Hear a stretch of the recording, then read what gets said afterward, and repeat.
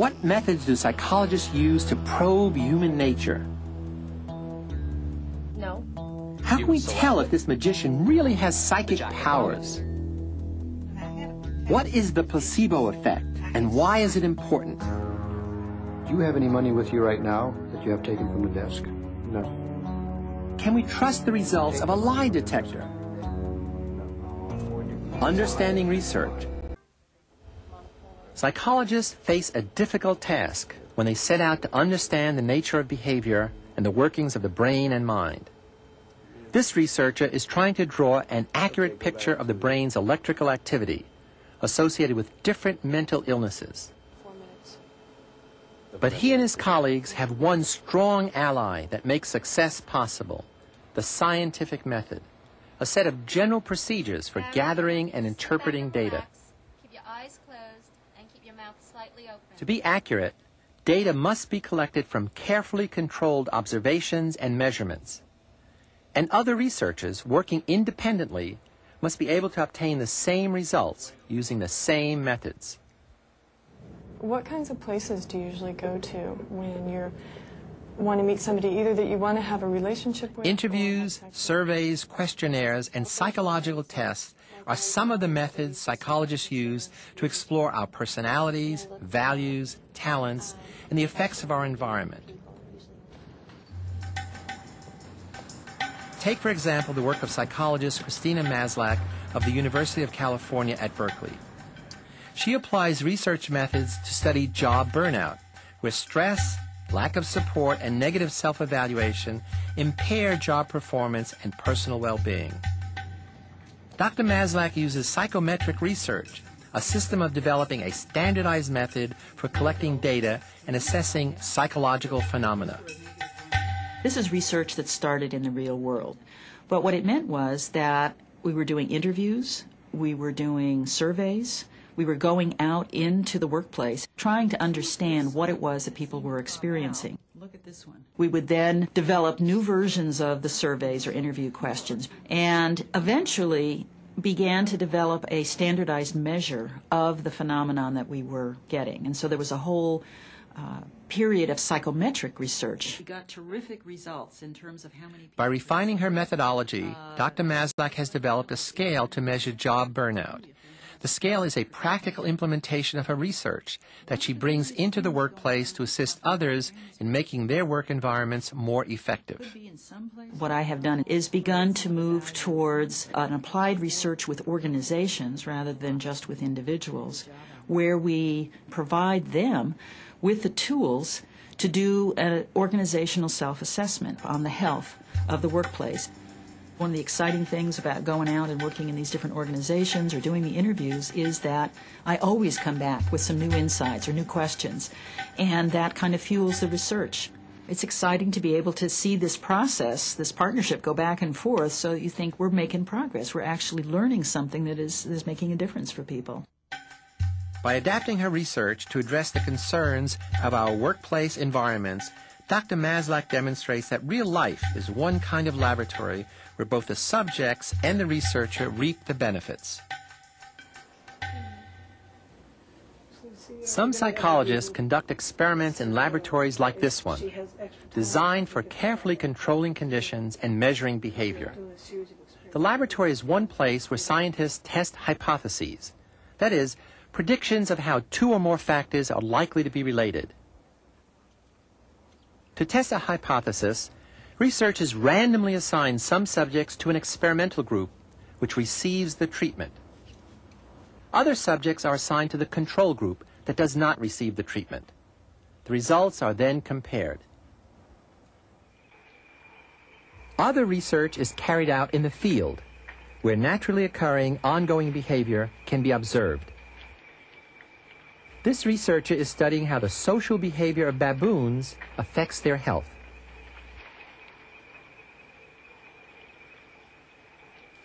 Looks like an FB-111. Psychological research is also conducted in locations as unusual as this Air Force flight simulator. One of the most important tasks you can be asked to perform as a fighter pilot is to visually identify features and markings on another airplane. If you look at the aircraft, cover your left left eye and read what you see, please. All right. F, D, T, L, T. Wherever it happens and whatever methods are used, basic psychological research carried out scientifically gives us a good shot at the truth. And if we understand how these researches separate fact from fiction, perhaps we too can avoid some of the pitfalls of faulty reasoning and unwarranted conclusions in our everyday lives. The point here is not to make you all practicing psychologists, but to make you better consumers of would-be facts and theories, especially those you take for granted. One of the most remarkable things about us humans is how many of our beliefs we accept without question. These beliefs form a subjective reality that can influence how we perceive the world. They can affect our everyday plans, whom we choose to associate with and trust, and even our health.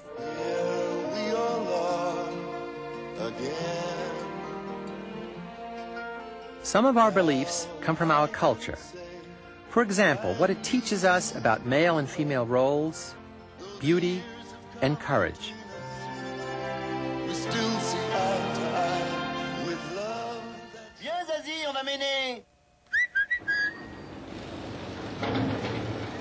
And each culture has its own belief systems and sense of humor. Lactel, les mamelles de la France. Other powerful beliefs come from each individual's experiences and motivations, developed through personal interaction with the world. Our individual experience may also include the learning of critical thinking skills, so that we can test our beliefs against scientific understanding. What did you decipher the main ideas from what you read? They danced around the fire, louder and louder and faster and faster. If we don't learn how to think critically, we may believe in the unproven and the unexplained.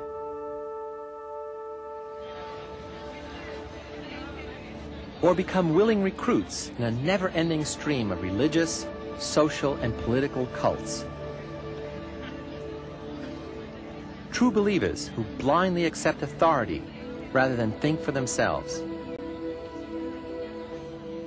Research reveals that for many of the 25 million Americans without high school diplomas, the world can be a confusing and threatening place. These people often feel that they are controlled by fate and can do little to control their own lives. Many of them are also inclined to believe in psychic predictions, mystical forces, and cosmic signs, as do some better educated people. In fact, belief in mystical forces, such as Haitian voodoo, can be so potent that it can transform psychological and biological reality, for better or for worse. It can sometimes cure the sick or kill the healthy. At the Johns Hopkins University, common features shared by miracle cures, faith healing, political and religious conversions, and psychotherapy are studied by research psychiatrist Jerome Frank. All forms of psychological healing, that is trying to influence people through words, share certain common healing features. I guess the first of those is the kind of relationship with a healer, a person who inspires confidence in the patient, makes him feel he can trust him, inspires the patient's hopes. It's a very important ingredient. And then there's always a healing setting of some kind, almost always. A shrine, let us say, or a doctor's office, or a clinic even. My feet were sort of cemented down to the floor. Inaction, frozen. There is a third that I guess they have in common, and that's they increase a patient's sense of mastery, of control over what's happening. See, the thing human beings can least stand is chaos. That's the most frightening experience there is. And anything that gives people a sense that they're in control again is a very important boost to their morale. And mentioning that one brings up a common feature of all these procedures, and that is, if they work at all, they do it through arousing the person emotionally. He feels things as a result, happy or sad or frightened or angry. Mainly, I would say, relief. Sometimes anxiety, because you get into areas that make him more anxious, make him or her more anxious than before. Belief is really crucial to all to a healing process of any sort, because without the belief, the person does not participate in any sense of, in any real way. They may go through the motions, they may listen politely, as many patients do, but nothing happens to them unless they really believe that this can help them. Sometimes it is the power of this belief that a treatment will work that results in the cure, and not any special power of the supposed treatment itself. The scientific term for this phenomenon is the placebo effect. In medicine, a placebo is a substance such as a sugar pill that has no direct pharmacological effect, but which can have a therapeutic effect on pain and sickness in people who believe it will work. History suggests that placebos have been responsible for much of the therapeutic success of treatments throughout the centuries. In ancient Egypt, patients were often treated with lizard's blood and crocodile dung. Later, physicians used leeches to suck the blood of patients, or made their patients vomit, or froze them, or overheated them. Many of these patients died, but those who survived often swore by their treatment. Just think of how many more testimonials there might have been if these physicians had been content to use just sugar pills. Placebos can be so effective that virtually any credible, socially sanctioned treatment administered in an appropriate context can have a moderate success. Okay, I didn't even feel that. Rays come out from your body, from that center.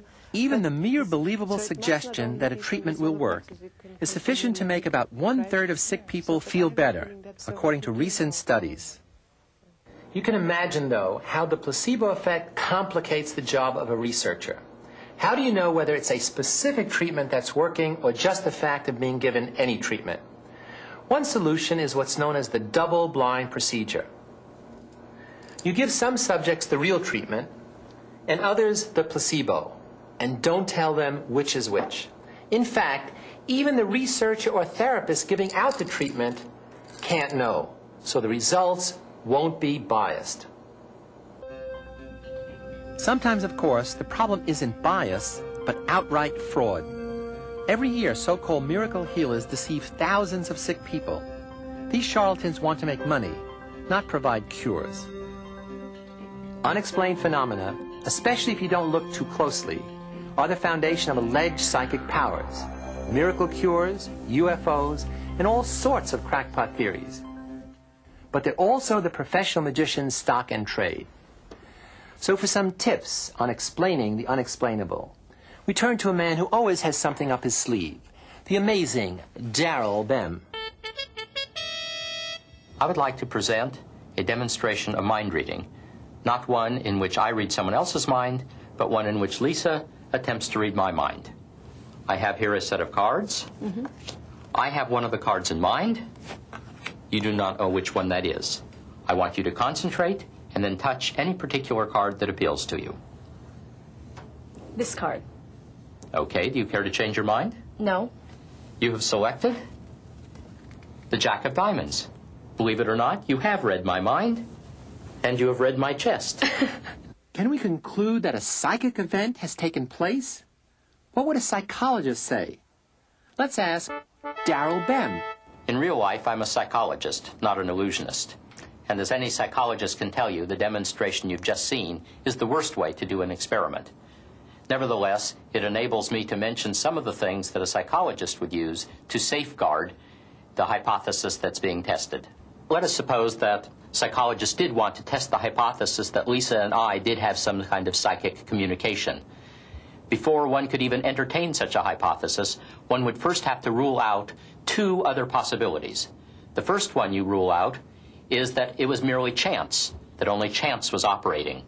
We had 6 cards in this case. By pure coincidence, it could have been 1 out of 6. Would that have convinced you? It wouldn't have convinced psychologists either. Let us suppose that the psychologists have now ruled out that the demonstration you saw was just due to chance. Again, we are not ready to conclude that what you have seen is something psychic, because there are many alternative possibilities. If this were to be done as an actual experiment, I would never be permitted to be in the same room with Lisa. These are called procedural controls, and that is the second thing that a psychologist always tries to do, rule out alternative hypotheses. Another safeguard that we didn't put into place was that I didn't tell you ahead of time what the hypothesis was. I told you that we had psychic communication, but I didn't tell you which card would constitute evidence for that psychic communication. Did you notice that it wasn't until she had turned over the Jack of Diamonds that I announced that that was the correct card and showed you my T-shirt? Perhaps it occurred to you that I have 52 T-shirts. Not actually, but I did something quite comparable. Suppose, for example, that she had not selected the Jack of Diamonds. Suppose instead that she had selected a different card, the Five of Clubs. Since she didn't know the plot line ahead of time, I simply would have said, that's exactly the card I was thinking of, the Five of Clubs. And so I would have been correct, even if she had selected that one. Suppose she had selected a different card, the Four of Spades. In that case, I simply would have said, that's exactly the one I was thinking of. And so forth. And so, in fact, there was never any possibility that chance was operating. I don't leave things to chance. But a psychologist who'd well-designed an experiment would have ruled out all of these things. Here's where experimental research comes in. When a number of factors might be responsible for an observed effect, and we want to know which one deserves the credit, then we have to do an experiment. The essence of an experiment is systematic manipulation or variation of one or more factors while holding constant all the others that might be important. The effects of these manipulated events on some behavioral reaction are then assessed. So even when we know a dramatic change has occurred, we can't assume to know why. 20 over 80. You did? And we also have to resist the temptation to conclude that things that are correlated, that occur together, are causally related. Many things that seem to be related as cause and effect aren't. Often it's a third factor that's causing the other two. For instance, when we learn that children's grades on achievement tests go down as the number of hours they spend watching television goes up, we can't conclude that TV causes bad grades, or that the key to better grades is parents turning off the TV set.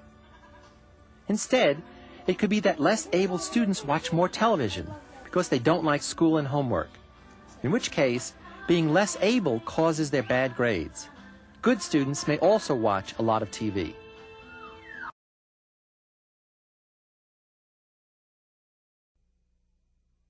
We heard like popping and we didn't know what it was, and then I looked out the window and there's this guy throwing like a pipe bomb at all the cars, and then he came in, they like started blowing up and shooting everyone in the cafeteria, and then you could hear him. Sometimes violence strikes where we least expect it. This was the case in April 1999 in Littleton, Colorado, when two students launched an assault on Columbine High School, killing 13 and injuring 23 before turning their guns on themselves. How could anyone do such a thing? What factors may have played a role in motivating these two teenagers to such violence? How do psychologists find meaningful and reliable answers to questions like these about human behavior?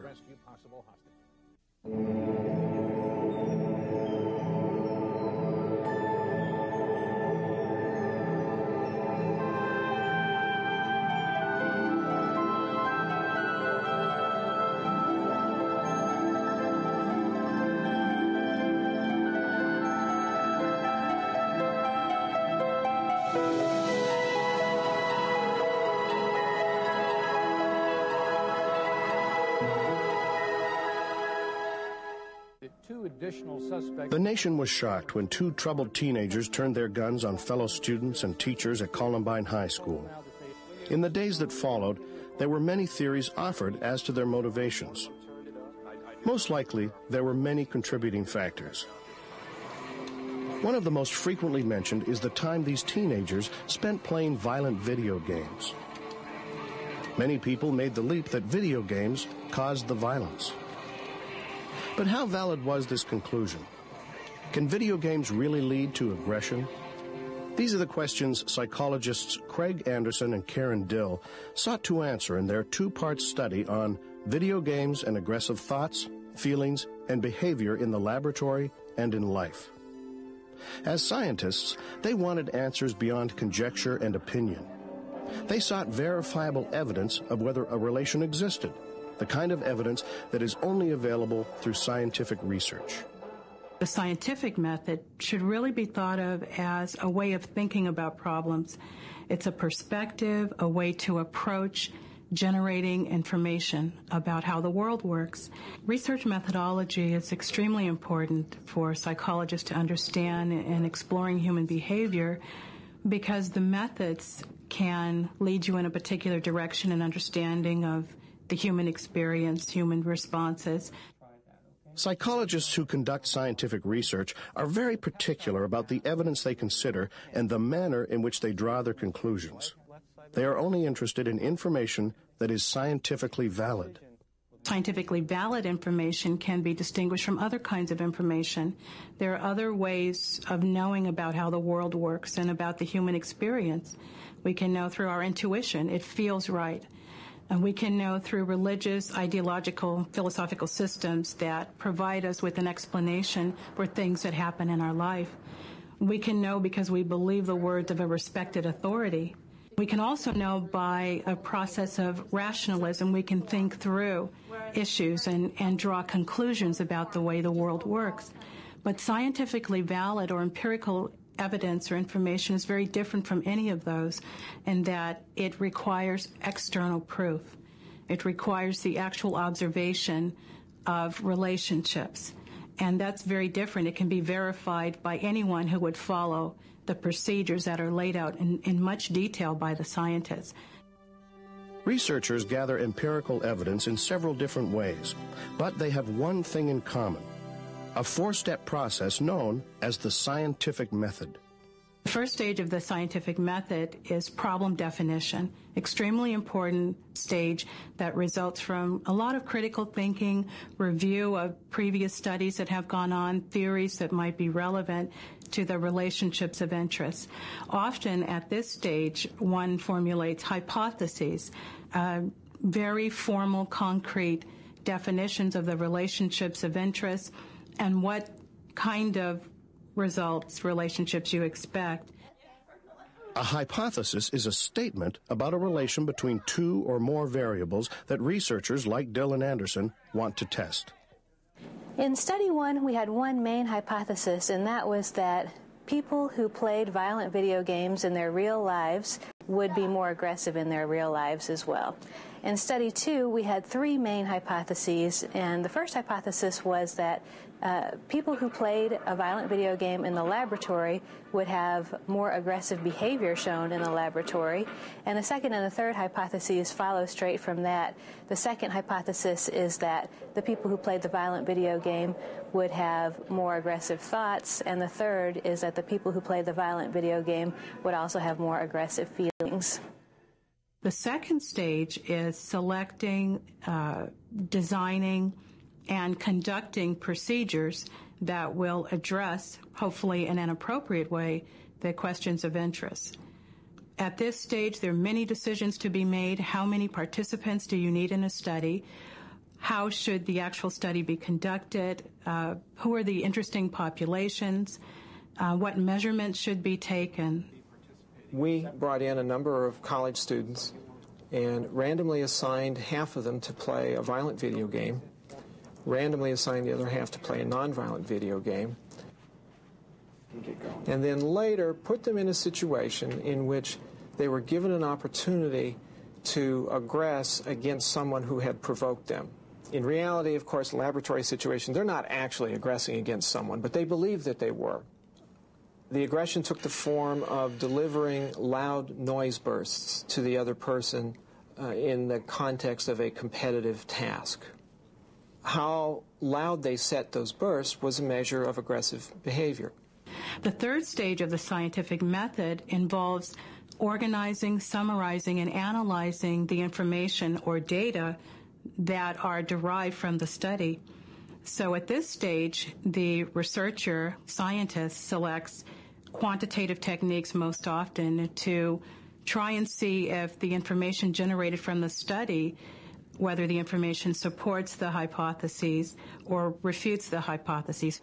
We then can compare those two groups, those who had just played a violent game versus those who had just played a non-violent game, to see if, in fact, one game or the other led to, on average, higher punishment settings or noise blast settings for their opponent. And then finally, at the fourth stage, and very much a very important part of science, is to report the results to other scientists, to broader populations who may be interested in the variables or relationships of interest. And at this stage, it's not the end of the research process by far. One gets feedback from other scientists about the results of studies. Scientific research can be thought of as tentative, some of the conclusions from a study. And one of the central characteristics of scientific research, scientific inquiry, is the fact that studies' results have to be verifiable by others. Using the scientific method, where does one begin to get answers to questions like those posed by Columbine? How can researchers determine the actual effects of video games on the people who play them? There are three main methodologies: descriptive, correlational, and experimental. They vary in the type of information they give us. Descriptive research describes a phenomenon. A simple example would be if a researcher obtained the sales figures for the various video games. This would be empirical evidence about the number of these games in the population. If the researcher wanted more data about video game purchasers, he might do a survey asking about age, sex, educational level, and income, which would yield more detailed empirical evidence. Or the researcher might do a case study, which would present a detailed picture of one particular person's video game usage. Another type of descriptive research is naturalistic observation. Naturalistic observation is the process by which a researcher goes out into real-world contexts and observes people behaving in ways that they normally behave. Typically, these people don't know that they're being observed. For instance, I might go out to a video arcade and just kind of wander around and watch people playing different kinds of video games. If I want to take notes and don't want to, in some sense, be obtrusive, I might periodically leave the arcade, make a few notes, and then come back. Darwin's work that led to the theory of the origin of species was primarily based on naturalistic observations. A lot of what we know about chimpanzees, for example, came from Jane Goodall's work in natural settings by observing chimpanzees and social groups. And through her descriptive research, we found out that chimpanzees actually displayed violent behaviors towards other groups of chimpanzees, something that had never been thought about before she described this in detail through observation. The main pros of descriptive methodologies involve the fact that it's very natural. You're going to the place where the behavior is happening and you're watching it happen, and you're trying not to interfere with it. So therefore, you should get people's natural reactions and you should reduce artificiality. And that's a big plus a lot of times. You want to see behaviors that you might be afraid won't happen in the laboratory. That can lead to some real insights, the generation of some good hypotheses about what is this phenomenon about. Some of the limitations of descriptive methodologies include the fact that causal relationships, causal inference is not possible. So the why questions are not able to be answered. For example, let's say you watch children playing in an arcade and there's also a lot of noise going on. That noise might be causing some of the variables you're interested in studying, but you don't know that because you're not interfering, you're not trying to control the noise. So control of the environment is a big con for descriptive studies. Descriptive studies provide useful information, but they do not answer the question of whether there is a relation between two variables, such as video game playing and aggression. For that, researchers turn to correlational studies. A correlation shows a relationship between two variables, and it is two and only two variables. And what we can know is the nature of the relationship between those two variables. For example, a positive correlation means that the two variables' values will rise and fall together, and a negative correlation is kind of like a seesaw, whereas one variable goes up, the other one goes down. A simple example of correlation, one that everyone's very familiar with is that height and weight tend to be positively correlated.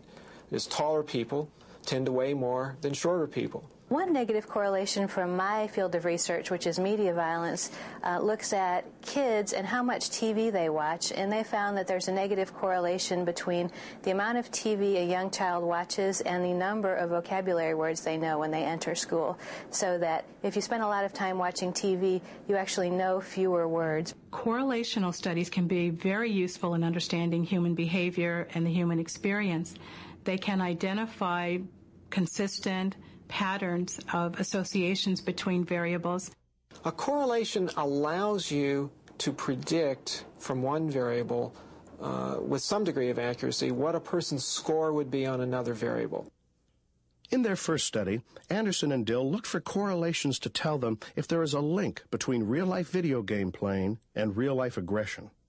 The design of Study 1 had students come in and complete a survey in which they named their 5 favorite video games and rated those games on the amount of aggressive content.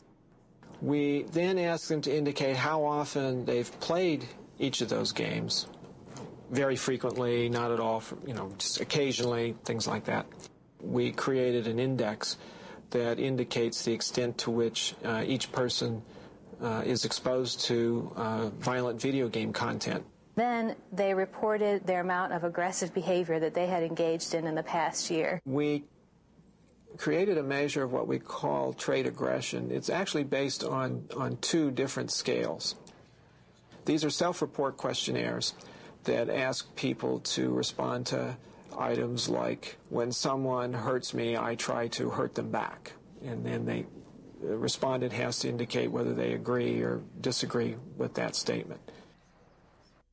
From a series of those statements or items, then we create a score for each person indicating to what extent they tend to score high or low on trait aggressiveness. And then we correlated the 2 variables. The results did show the predicted correlation that the more time a person spent playing violent video games in their real life, the more aggressive behaviors they had engaged in the past year. We were also looking at the correlation between time spent playing any kind of video game and aggressive behavior, in part because we wanted to see if it was the violent content per se that was important, or whether it was simply kids who play a lot of video games don't learn social skills and therefore grow up to become more aggressive people. And in fact, we found exactly what we expected. You get a big correlation between exposure to violent video games and aggression, and a much smaller correlation between playing any kind of video games and aggression. One always has to be cautious in interpreting the results of correlational studies. Correlations are only measures of association.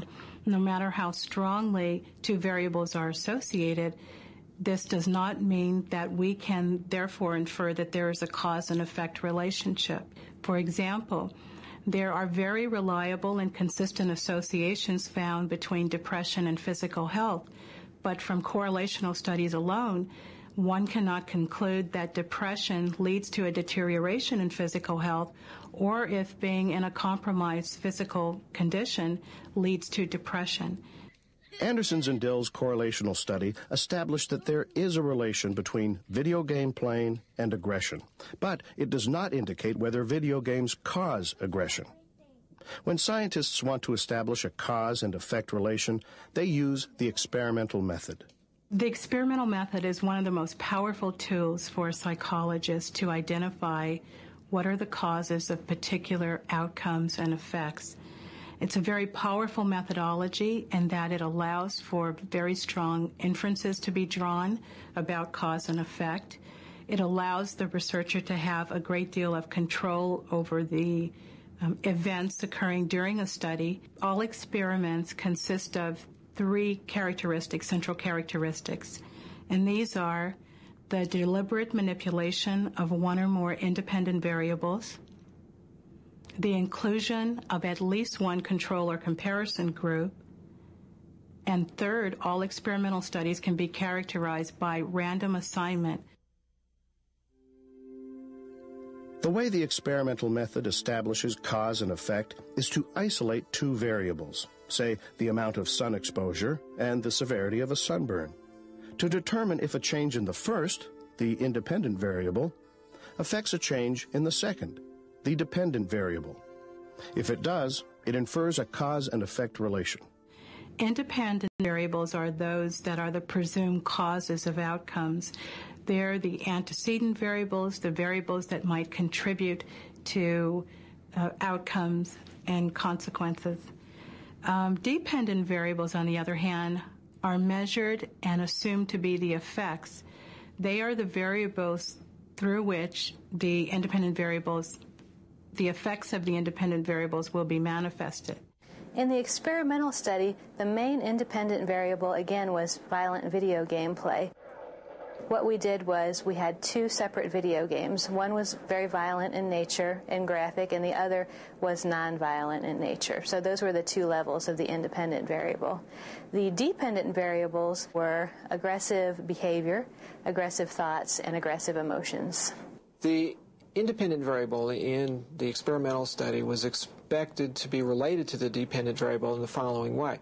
We expected those who had been randomly assigned to play the violent game would later on behave more aggressively than those who had been assigned to play the nonviolent game. In order to find out if the independent variable causes a change in a dependent variable, scientists established two different groups of subjects. In the first, the experimental group, they manipulate the independent variable to see what effect it has on the dependent variable. In the second group, the control group, there is no such manipulation. The reason we use a control group is because always when you have an independent variable, you have to have at least two groups within that independent variable. For example, the experimental group and the control group. Let's say, for example, I was studying violent video game effects, and all I did was take some students, have them play a violent video game, and then measure their aggression. Well, then I would say, hey, these students had a certain level of aggression, but the question would be, are they aggressive or not? Compared to what? And so I have to have something to compare them to. And the role of the control group is to act like a baseline. And for that reason, we want the control group to be essentially the same as the experimental group in all features, as many as possible, with the exception of the independent variable. As we want them to be the same kind of people, we want them to be treated the same way by the experimenters. We want them to play a game that is as equally enjoyable or frustrating. We simply want the groups to differ on one thing, and that one thing in this case is, does the game contain violent content or not? One way the researchers achieve this sameness between groups is through random assignment of the subjects.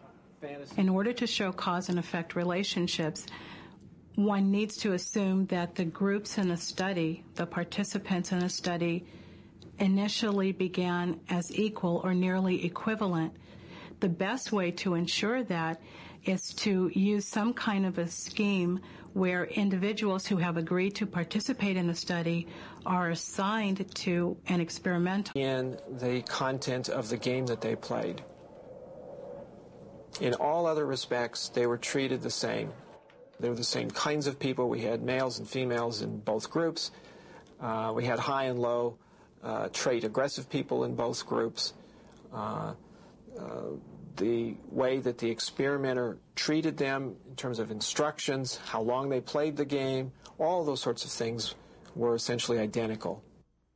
We try to make the environment for those participants as similar as possible, except for the independent variable of video game violence.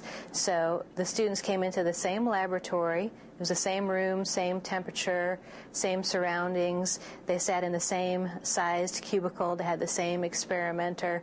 And time of day was a random factor such that students came all during the day at different times, and that was not tied to whether they were in the experimental or the control group. Furthermore, the two games themselves were selected to be similar in a lot of ways. Both are called first-person games. They were equated in terms of how much our participant population enjoyed playing them on average. They were equated in terms of how much physiological arousal they induce in people when they play them. So So that the two conditions really differed primarily in terms of that violent content, that is, the independent variable itself. Once the subjects had played the game, the researchers next measured their aggressiveness. We used a standard laboratory measure of aggressive behavior. It's called the competitive reaction time task. It's been used, or various versions of it, have been used for well over 35 years now. In this task, the participant believes that they're competing against another person who's in another room, sitting at another computer, on a series of reaction time trials. They put headphones on, they hear a tone, they click a mouse button. Whoever responds slowest is punished by a blast of noise, we call it white noise, static essentially, over the headphones. Now in reality there is no other person. It's all computer controlled. We analyzed the data using a statistical technique called analysis of variance, and what that looks at is it tries to find group differences. So in our case, was there a difference in the amount of aggressive behavior between those who had played the violent video game and those who played the non-violent video game? And our analysis of variance confirmed that this was the case. The results of the study indicated confirmation of our first two hypotheses, but not the last one. In other words, we found that playing violent video games in the laboratory caused increases in aggressive behavior and aggressive thoughts, but not for our third hypothesis, which was increases in aggressive emotions. This study also showed that this short-term exposure to violent video game increases aggressive thoughts, one of our other dependent variables. And that was pretty much as expected by the theory. We also found that people who score high on measures of trait aggression do, in fact, behave more aggressively than those who score low. The two designs really complement each other. The correlational design can't tell us any information about cause and effect, but it shows us behavior that happens in real life, so that we know that those people who choose to play violent video games have more aggressive behavior in their real lives. Now, we don't know what causes what in that. Together, this adds some information to what is now a very small literature on video game violence effects, and it suggests definitely that we need to do future research to investigate this further. Such investigation is the cornerstone of psychology. Each new study not only gives us more information about why human beings behave as they do, it generates questions for even further study. Taken together, they build a body of knowledge about human behavior. Anderson and Dill's single study cannot tell us to what extent video games are responsible for what happened at Columbine High School that tragic spring day. But it has pointed psychologists in a promising direction that someday may pay off in a more complete picture of the human experience.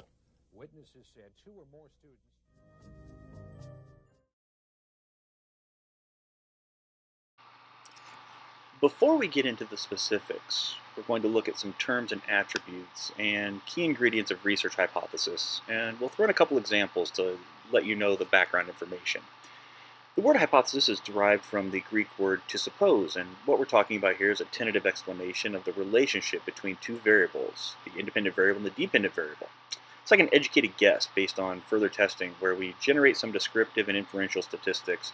We can either support or reject that educated guess that we made. The attributes of a hypothesis is going to be that it's testable, so saying statements such as, a blue sky is beautiful, Katy Perry is a great singer, Roger Federer has a majestic forehand, etc., etc. These are statements that aren't testable, not scientifically anyways, so therefore we can't convert them into a hypothesis. We've got to make a prediction, and our prediction must be verifiable or falsifiable. In the event of an insignificant result where we have a p-value over 0.05,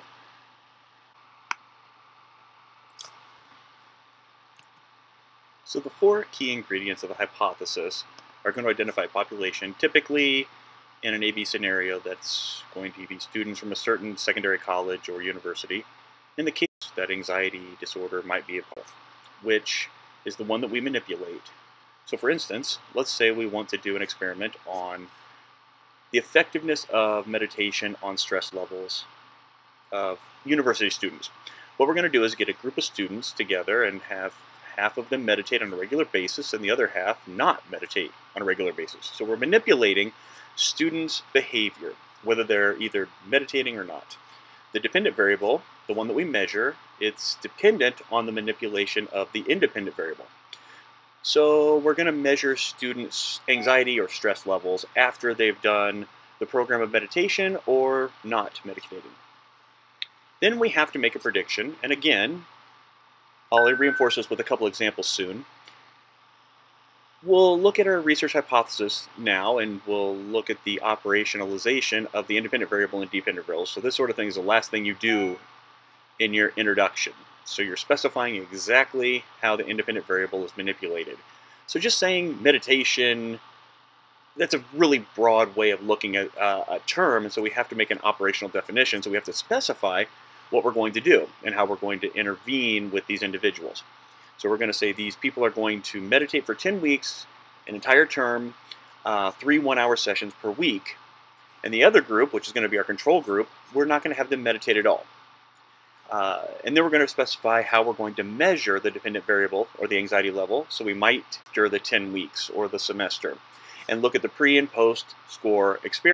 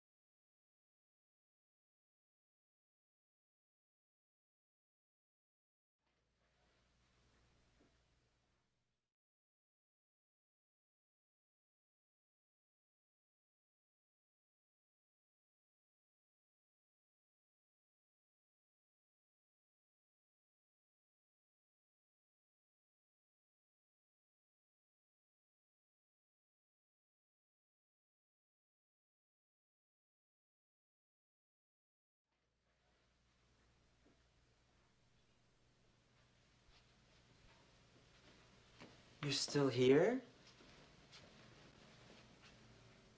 It's over.